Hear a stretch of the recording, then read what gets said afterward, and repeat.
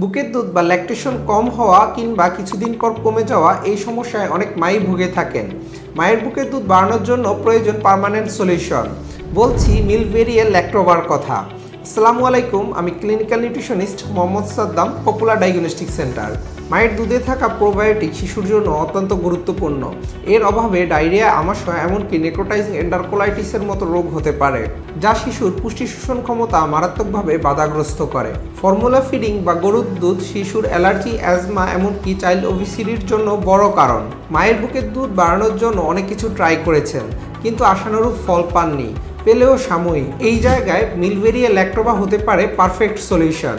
এতে থাকা মেথি, মৌরির মতো প্রাকৃতিক গুণসম্পন্ন উপাদানগুলি অল্প কয়েকদিনেই মায়ের বুকের দুধ বাড়াতে সাহায্য করে। বেশি দামের ফর্মুলা মিল্ক উপকারের চেয়ে বেশি ক্ষতি করে থাকে। আমি একজন ক্লিনিক্যাল নিউট্রিশনিস্ট হিসেবেই কখনো ফর্মুলা মিল্ক সাজেস্ট করি না।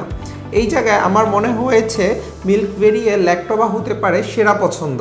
ন্যাচারাল ও আর্টিফিশিয়াল ইনগ্রিডিয়েন্ট, প্রিজারভেটিভ যুক্ত না করায় তেমন কোনো সাইড ইফেক্ট নেই, নিশ্চিন্তে খেতে পারেন। যারা ব্রেস্ট ফিডিংয়ের মাঝে বা শেষের দিকে আছেন তারা খেতে পারেন। ল্যাক্টোবার সাথে ব্রেস্ট ফিডিং হোক স্বল্প খরচে, দীর্ঘস্থায়ী ও ঝামেলামুক্ত। সবাই ভালো থাকবেন, সুস্থ থাকবেন। আজ এই পর্যন্তই।